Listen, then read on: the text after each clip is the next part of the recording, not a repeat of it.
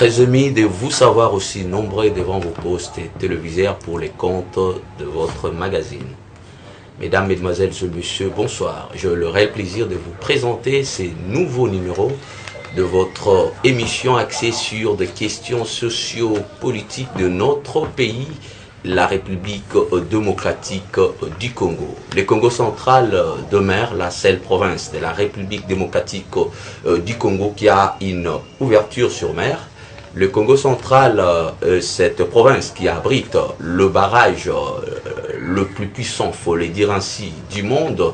Le barrage d'Inga a une capacité maximale de 44 000 mégawatts. Le Congo central est cette province qui a vu naître le Fumu Kimbangu, celui qui incarne même en quelque sorte la spiritualité de l'homme noir.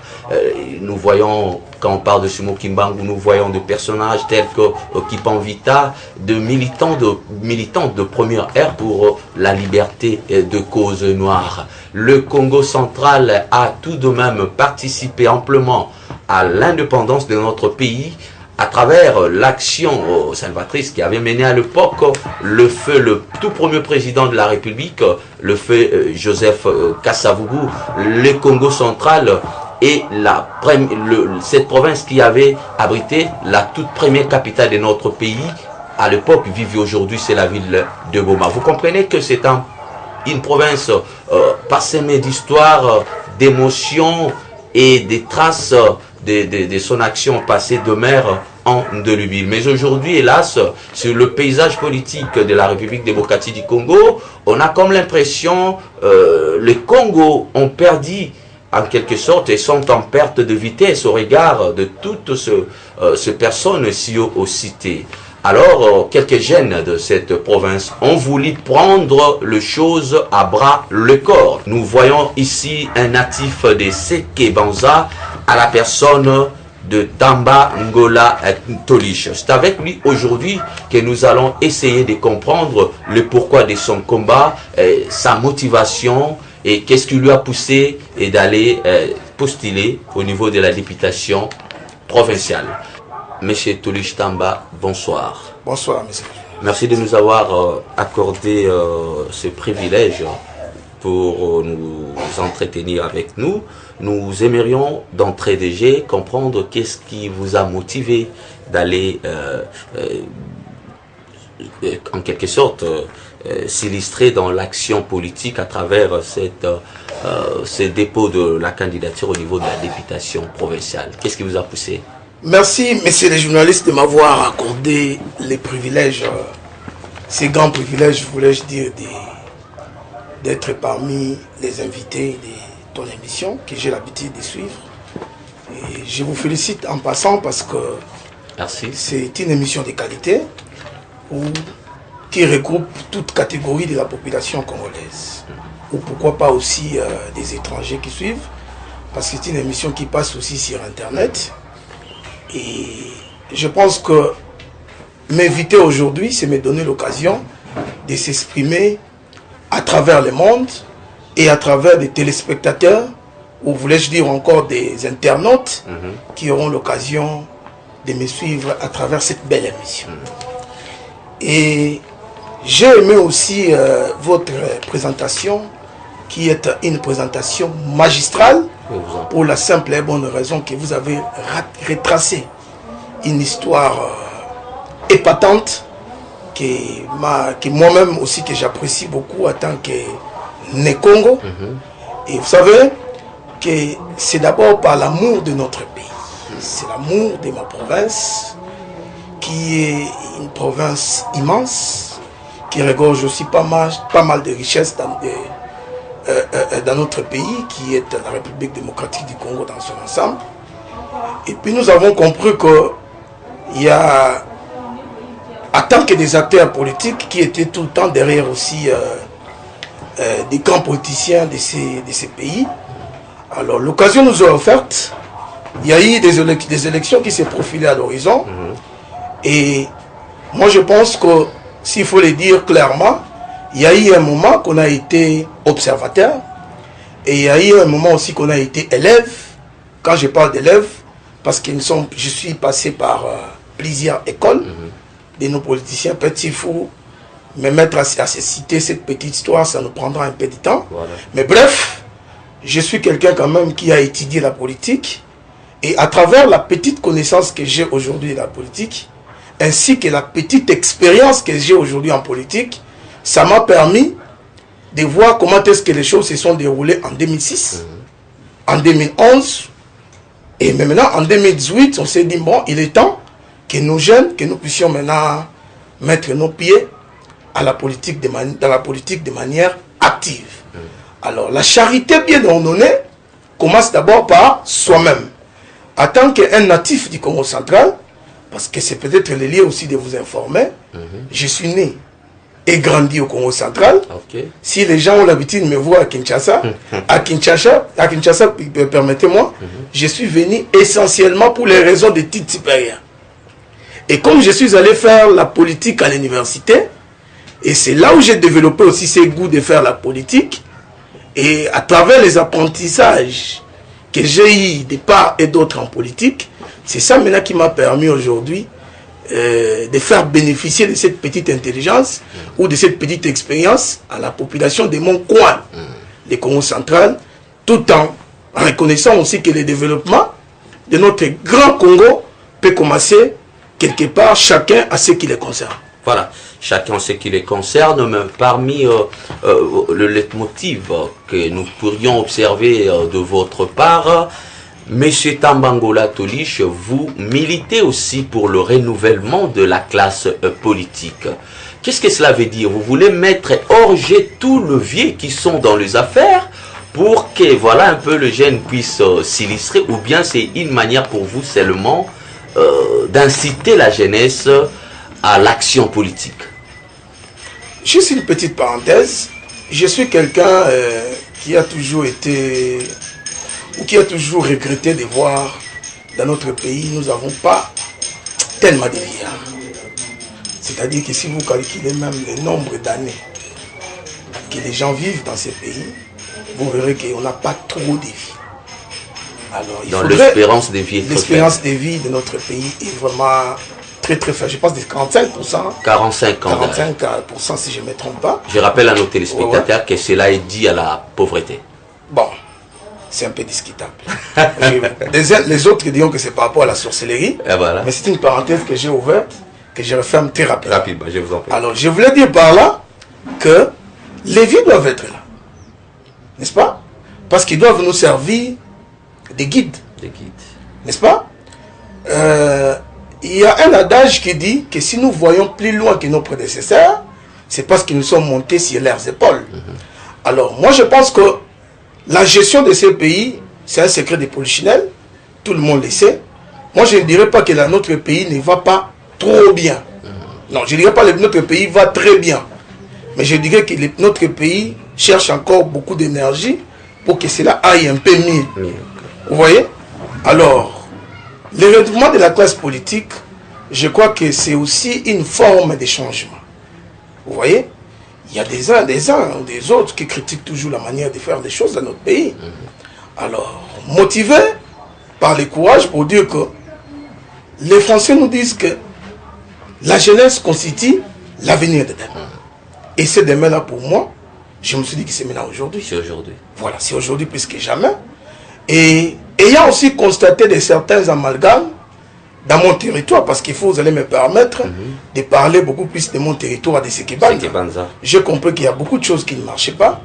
Alors je me suis posé des questions avant d'y accéder.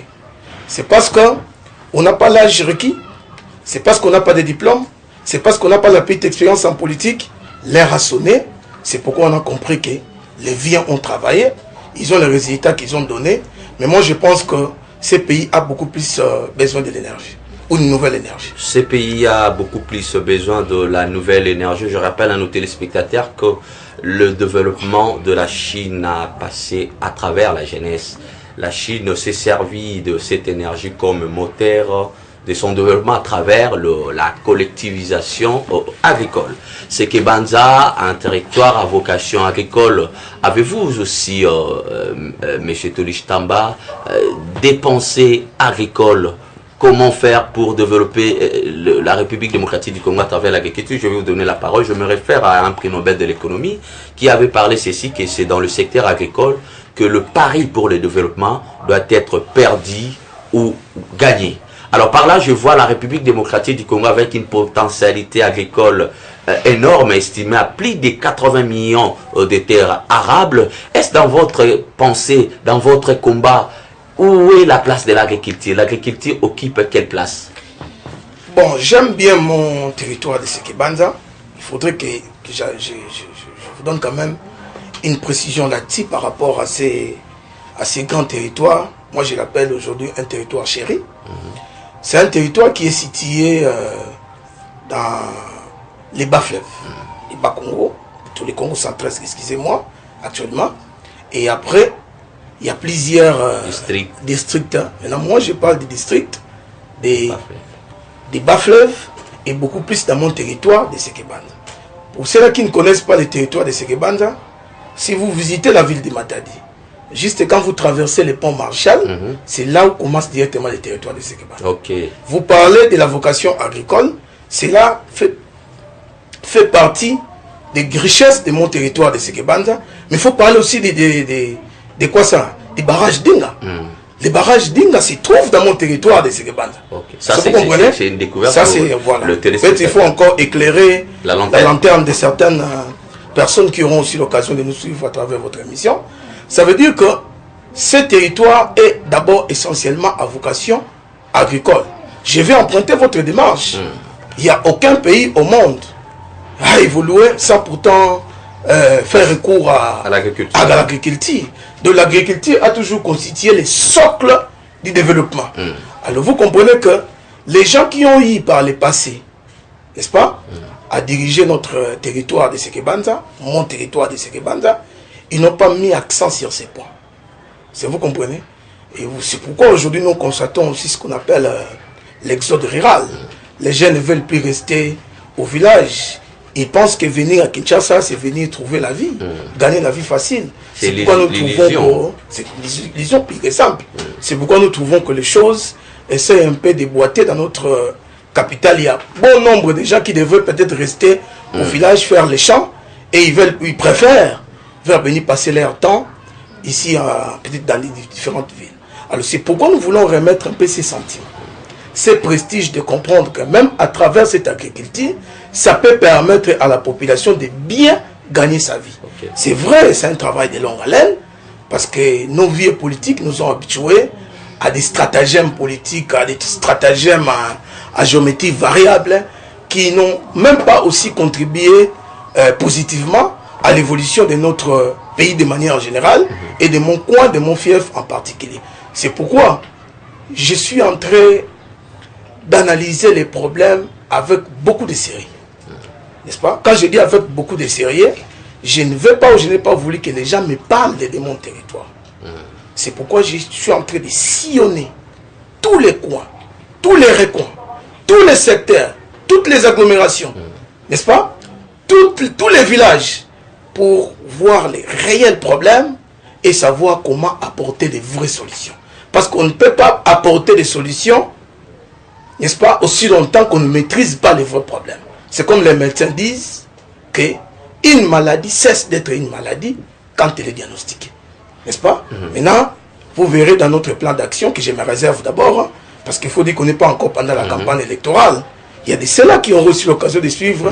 Moi, je pense qu'on est en train de préparer la sauce. Voilà. Qu'ils prennent leur mal à patience. Le territoire de Sekebanza abrite le barrage d'Inga. Vous avez aussi exprimé une philosophie très singulière en termes agricoles. Ça nous achante tout de même.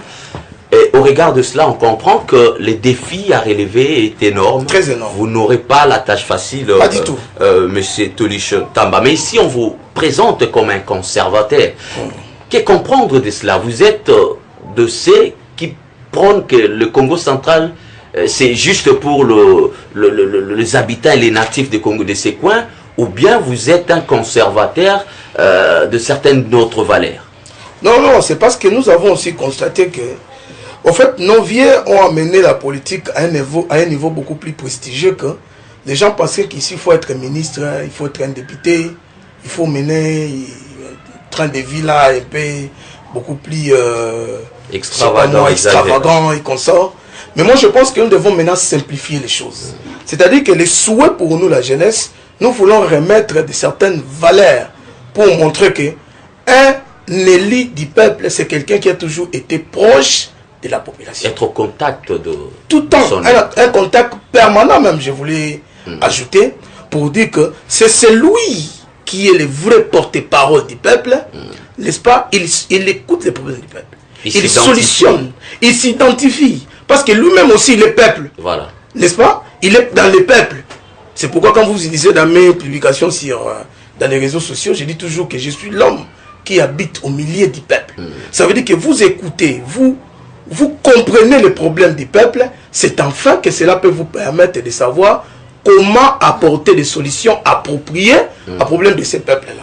Maintenant, si vous me permettez, je vais ouvrir un peu une brèche pour dire que si nous, on a eu ces courages-là, je ne parle pas maintenant des Congo d'une manière générale, je prends un peu mon fief du Congo central, il y a des jeunes du Congo central pensaient par le passé que s'il faut parler de la politique, cela a été réservé essentiellement à une tranche d'âge. C'est-à-dire que quand vous avez peut-être dans les 30 ans, 40 ans, vous ne pouvez pas faire la politique. C'est pour ça que vous verrez que les gens qui m'ont précédé, ou les gens qui ont toujours été élus dans mon coin-là, ils sont toujours dans des tranches de 70 ans, 79 ans, 69 ans. Vous ne trouverez aucun jeune, n'est-ce pas, oser postuler dans ces coins-là. Vous voulez inverser cette tendance maintenant? C'est-à-dire que c'est un souhait. Je ne suis pas le seul. J'ai une grande population qui est derrière moi. Donc vous n'êtes qu'un interlocuteur. Voilà, je ne suis qu'un envoyé du peuple pour dire que non, bon, maintenant nous, M. Tambaton Lich, on te met en avant, défend maintenant notre cause, parce que nous avons compris que ici, la jeunesse a toujours servi des marchepieds, et la jeunesse ici s'est vouée à la loisiveté. Elle a choisi la loisiveté comme mode de vie. Mais nous devons maintenant changer les choses pour montrer que, en tant que jeunes, il faut maintenant que nous puissions être maintenant parmi des décideurs et pour savoir comment profiter nos coins et nos recoins. La jeunesse congolaise en général représente une tranche d'âge la plus importante dans la population congolaise. Il est donc temps, c'est aussi cette tranche d'âge qui est littéralement touchée ou frappée par le chômage. Donc le chômage des jeunes aujourd'hui en République démocratique du Congo est un défi énorme à relever. Comment faire pour inverser cette courbe du chômage? Voilà pourquoi aujourd'hui, au travers de telles initiatives, donc la jeunesse doit se réveiller, prendre à bras le corps la destinée même de ce pays. Aujourd'hui, nous constatons que la ville-province de Kinshasa est saturée. Il y a une explosion démographique de la population estimée à plus de 15 millions d'âmes. C'est énorme. Or, au soir de l'indépendance, cette ville, je rappelle à nos téléspectateurs, avait à peine 400 000 habitants. Je reviens à vous, Monsieur Tolich Tamba.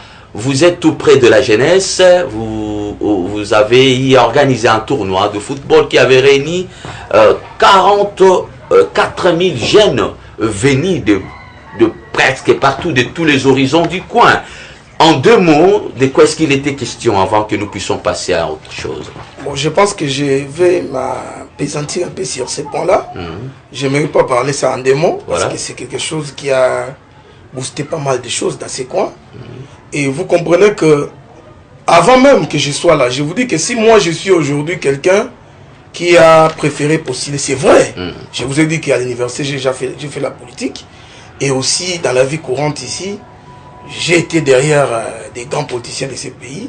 Mais si j'ai eu aussi ces goûts-là, parce que cela a été motivé par la population de mon coin. Alors vous comprenez que cette population a été longtemps, n'est-ce pas, comme je l'ai dit tantôt, servi de marche-pied de plusieurs politiciens, excusez-moi les termes, de mauvaise foi. N'est-ce pas? C'est pourquoi, avant même que j'y accède à leur demande, j'ai de pour vous dire, entrer, chercher à comprendre la chose dans sa profondeur, j'ai fini par comprendre que la population avait réellement besoin, hein, c'est comme ils disent à Kikongo, Mwana Boala. Mwana Mboka, fils du terroir. Fils du terroir. Parce que qu'est-ce qui s'est passé? Il y a des gens qui se déclaraient seulement que non, moi je suis un natif du Congo central, je suis un natif du territoire de Séguébal. Quand il y a des élections, ils viennent, ils descendent, n'est-ce pas, ils postulent. Ils ont profité de la naïveté de notre population. Là, vous ne prenez pas le tribalisme, j'espère. Non, je ne parle pas du tribalisme.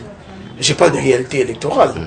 N'est-ce pas, des natifs, je ne suis pas tribaliste. Pour ceux-là qui me connaissent, ils savent que non, moi je suis quelqu'un qui réunit tout le monde. Parce que maintenant là, on parle de essentiellement des élections. Comme nos élections se font au niveau de nos territoires, au niveau de nos circonscriptions précises. Moi, comme je suis allé postuler dans mon coin, je suis en train de parler maintenant de Bakongo, de Sekebanda. N'est-ce pas? Loin de moi l'esprit du tribalisme. Vous avez, oui. Donc, je voulais dire par là que cette population, c'est elle-même qui a déclaré que non, voilà, nous devons maintenant avoir un fils de terroir. Pour votre information, je prends par exemple la cité de Kinzambouete. C'est une cité immense, n'est-ce pas? Aujourd'hui, c'est une commune, s'il faut le dire. La commune rurale de Kinzambouete, c'est une grande commune qui regorge pas mal de jeunes, n'est-ce pas? Je suis parmi les jeunes de Kinzambouete parce que ayant étudié à Kinzambouete, n'est-ce pas? Je suis né à Kinzambouete, j'ai étudié à Kinzambouete, j'ai décroché même mon diplôme là-bas et je suis venu essentiellement ici à Kinshasa, comme je vous l'ai dit, pour les raisons d'études. Alors, la population était à la recherche de cet oiseau rare, n'est-ce pas? Parce qu'on ne pouvait pas prendre n'importe quel jeune du territoire. Il disait que non, bon, si aujourd'hui on a un jeune qui a la connaissance de la politique, qui peuvent nous sauver, n'est-ce pas, qui peut répondre véritablement à nos besoins, n'est-ce pas, il sera le bienvenu, n'est-ce pas? C'est pourquoi, comme je l'ai dit, en tant que jeune, j'ai voulu d'abord appeler les jeunes autour d'une table pour discuter. Mais l'occasion qui m'a permis d'organiser ce tournoi-là, qui n'est même pas dans mon plan d'action, c'était qu'un moyen par lequel qui m'a permis de réunir cette jeunesse, n'est-ce pas? Et en passant, si vous me donnez cette talk, si vous me permettez, je remercie la jeunesse de mon territoire, beaucoup plus la jeunesse de Kinzambouete qui ont répondu favorablement à cet appel, parce que nous avons quitté maintenant la politique des données, des t-shirts, des données de 1000 francs et comme ça. J'ai fait juste un appel, c'est là que j'ai compris que je suis réellement un leader de mon coin. Ils ont répondu plus de 4000. Ça, c'était un dimanche. Au-delà de vos entendements. C'était aller même au-delà de mes entendements. Pour moi, j'ai organisé ce tournoi-là simplement pour me permettre de m'approcher de cette jeunesse. N'est-ce pas? Surtout que c'était aussi pendant les vacances. Alors, après le tournoi, je les ai invités dans une grande salle. Ils ont répondu plus de 2000. Les jeunes cadres, et on a échangé. J'ai étalé ma vision et je vous dis que déjà on m'appelle Soussobois. N'est-ce pas? Soussobois. Alors, je rappelle à nos téléspectateurs, s'il faut faire une analyse de fond de réalité politique de notre pays, en République démocratique du Congo, les politiques ne sont pas basées sur ne sont pas votées sur base de leurs projets des sociétés, de leurs projets économiques, ce qu'ils vont proposer à leur électorat. On peut beau avancer des chiffres, mais l'histoire nous renseigne qu'en République démocratique du Congo, les élections est avant tout un aspect ou bien une réalité sociologique. On vote une personne parce que aza mwana na biso ndenge lobi wana. Ba votarana mutu parce que babi aza ya biso. Tout ce qu'on peut avancer comme de prouesses économiques, de beaux discours, je vais vous faire ceci, je vais vous faire ceci, je vais vous construire des hôpitaux, des écoles et consorts et consorts. Est-ce que vous pourriez aussi mettre un point de vue par rapport à cette réalité? Bon, mon point de vue sera un peu facultatif dans la mesure qu'il y a un problème de critères aussi qui se pose. Vous comprenez? Moi, je ne pense pas que cette population qui a poussé son leader aujourd'hui, Tondi Chitamba, c'est une population aujourd'hui qui est dite. N'est-ce pas? Parce que par les passés, beaucoup me l'ont envoyé. Ils étaient dits. Maintenant, ils ont compris que ce n'est pas n'importe quel Mwana Mboka qui est Mwana Mboka. Est-ce que vous comprenez? Ça veut dire que la population maintenant a besoin d'un Mwana Mboka qui peut plutôt changer les choses. N'est-ce pas? Et permettez-moi aussi de l'éclaircir. Moi, je ne suis pas un opportuniste de mauvais goût pour dire que je vais seulement faire la politique parce que j'ai trouvé qu'il y a les élections. Non, là, il faut les souligner. Je suis quelqu'un, par le passé, qui dirigeait aussi des associations, n'est-ce pas, de mon fief, ou même du Congo central, n'est-ce pas, RJDKC à l'époque, pour ceux-là qui me connaissent. Ça veut dire qu'on connaissait déjà des vrais problèmes de notre population du coin. Alors, maintenant, l'occasion étant, des élections qui se présentent, je les ai dit, non, maintenant, il faut que je sollicite. Parce que maintenant, là, on les faisait de manière, là, un peu, de manière, là, comment je peux dire, à petite échelle. Mais maintenant, il faudrait maintenant chercher à hausser notre voix pour dire que non, maintenant, il est temps. Parce que maintenant, il faut comprendre quelle est la beauté ou les sentiments de la politique si vous faites la politique pour ne pas changer les choses. Ça n'a rien à voir. Un vrai politicien, ce n'est qu'un petit serviteur du peuple. Nous serons là seulement au service de cette population.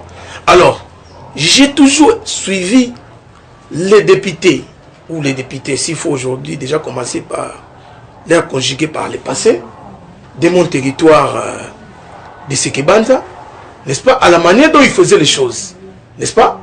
Alors les choses n'évoluaient pas conformément à la volonté du peuple. Alors, ayant fait toutes ces recherches, ayant cerné les vrais problèmes, c'est ça qui nous a donné maintenant la motivation, donc, de faire cette politique à la manière dont nous sommes engagés aujourd'hui. Donc, il faut dire que c'est seulement, c'est parce que je suis moi Namboka, c'est pourquoi j'ai dit oui en partie, c'est parce que je suis moi Namboka, oui aussi à une autre partie, c'est parce que j'ai rempli de certains critères que veut ou que souhaite la population de mon coin. Alors, changeons de chapitre, Monsieur Toliche Tamba, j'aimerais avec vous aborder des questions d'actualité, hein, donc la problématique de l'air. Le processus électoral suit son bon nombre de chemins. Le choix du dauphin a été fait. D'abord, avant que nous puissions palper même le vif de cette question, comment avez-vous accueilli le choix de M. Emmanuel Shadari comme dauphin à Joseph Kabila Kabange? Bon, je suis d'abord quelqu'un qui a été inquiet. Quand je dis que j'ai été inquiet, je reviens un peu en arrière à ce que les élections ne se sont pas organisées en 2016. Et c'était vraiment un souhait mon souhait le plus ardent pour dire qu'on ne pouvait pas perdre cet élan, n'est-ce pas, des élections. Parce que c'est un bon exemple que nous avons montré aussi à travers le monde, pour parler aussi à travers beaucoup de pays d'Afrique qui nous environnent. Parce que beaucoup de gens pensent que s'il faut parler des élections qui ont toujours été entachées des irrégularités, il faut parler seulement des élections en RDC. Non. Nous avons vu dans d'autres pays d'Afrique, nous avons vu aussi dans d'autres pays du monde, nous voyons que en réalité les élections posent toujours problème. Alors il faut comprendre que c'est un exercice complexe pour un pays qui a longtemps, ou peut-être longtemps, n'était pas encore préparé à ce genre de pratiques. Vous comprenez? Alors l'élan était déjà positif. En 2006, nous sommes allés aux élections. En 2011, pareil. Maintenant, en 2016, quand ça a bloqué, je me suis dit, bon, j'ai souhaité à ce qu'on aille réellement aux élections en 2018, tel que ça a été dit. Alors j'étais aussi inquiet de dire, bon, en tant que Congolais, parce qu'il y a certains politiques aussi qui faisaient des déclarations que non, Kabila sera toujours notre candidat, Kabila notre candidat. Moi, ça m'inquiétait. Donc, ce choix a débloqué voilà. La situation. Moi, ça m'inquiétait. Je me disais, bon, j'ai compté quand même sur la bonne foi du président de la République. Je profite de cette occasion pour saluer le président de la République en passant, pour dire que cette bonne foi qu'il a manifestée, de montrer que non, pas malgré les intentions que les gens prêtaient sur sa personne, il a pu quand même choisir un dauphin, ça qu'on le veuille ou pas, que ce soit qu'on soit de l'opposition ou de la majorité, plutôt de l'opposition, de la majorité présidentielle ou de la société civile. Moi je pense que c'est vraiment un acte qui mérite, n'est-ce pas, l'applaudissement, n'est-ce pas, et ça a débloqué même la machine des élections. Alors pour que les choses puissent être débloquées totalement, il faut que l'issue même de ces élections soit apaisé.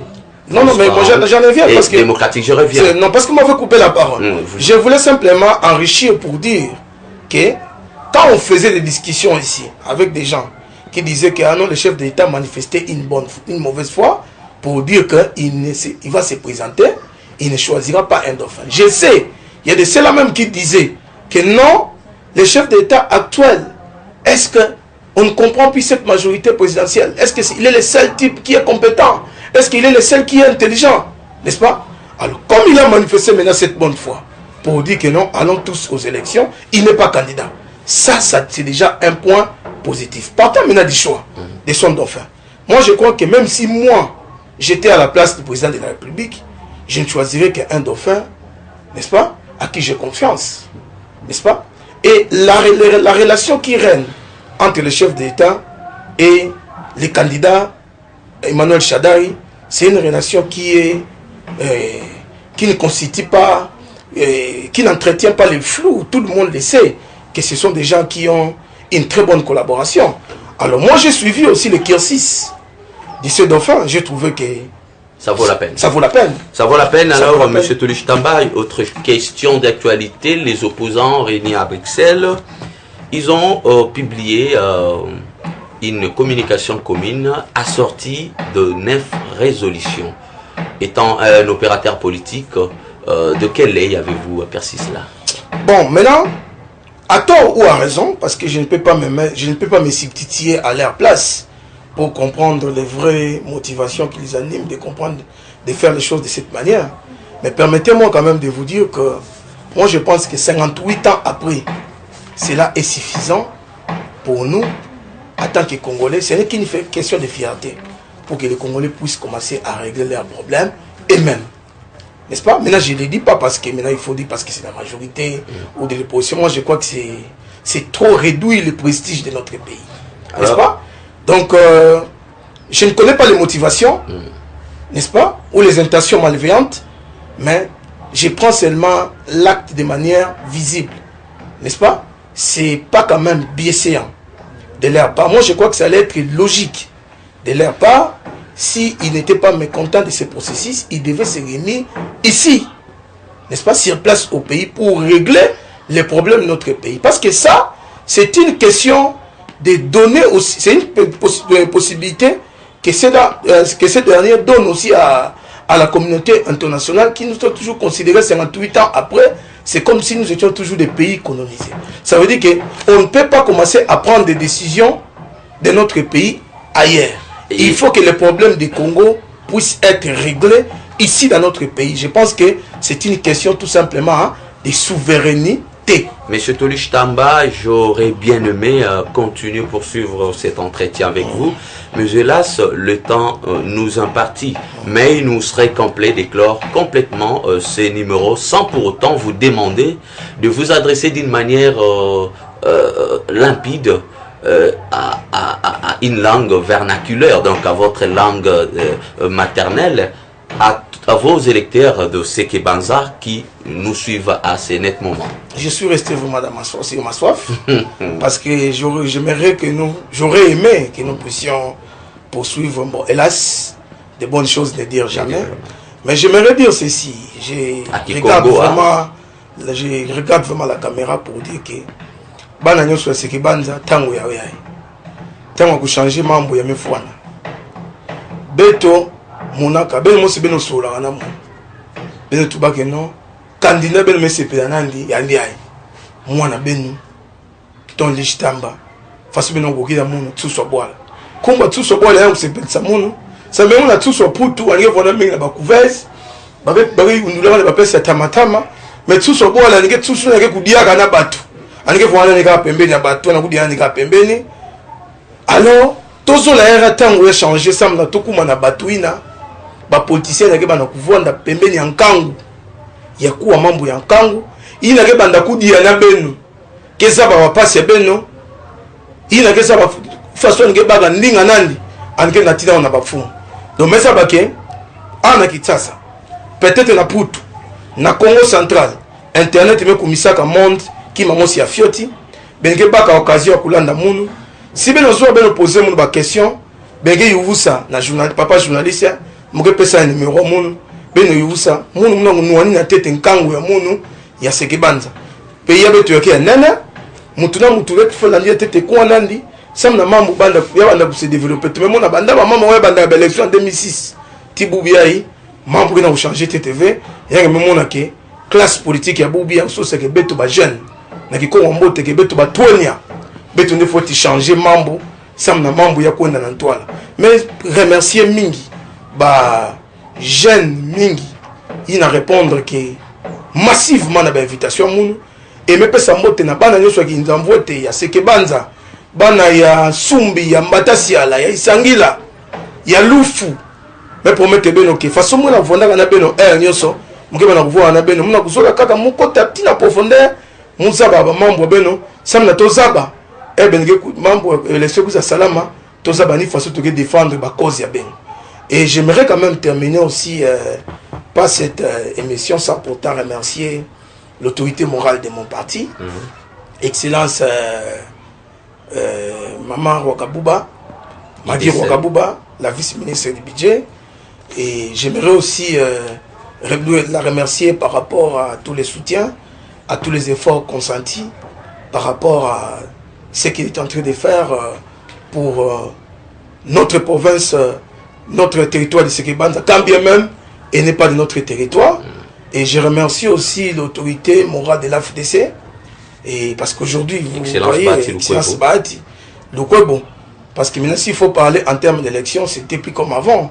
Moi, je suis dans les regroupements des AFDC et alliés. Et c'est cet label-là que nous allons utiliser pendant les élections. Vraiment, je vous remercie aussi, messieurs les journalistes, pour cette belle opportunité que vous m'avez donnée de s'exprimer pour la première fois dans votre émission. Je pense que c'est pour la première fois, mais je ne crois pas que ça sera pour la dernière fois. À chaque fois, si l'occasion nous permet, je ne manquerai pas de toquer la porte pour venir solliciter cette belle émission de qualité, pouvant nous permettre à étaler des petites visions qu'on a pour notre pays de manière générale et de notre territoire de Sekebanza de manière particulière. Merci. Je vous dis merci, mesdames, mesdemoiselles et messieurs. Nous voici donc au terme de notre numéro aux 10 jours. Le monde ne sera pas détruit par ceux qui font le mal, mais plutôt par l'indifférence de ceux qui devraient combattre ce mal. C'est par cette belle pensée que nous bouclons complètement notre numéro du jour. Au revoir et à la prochaine.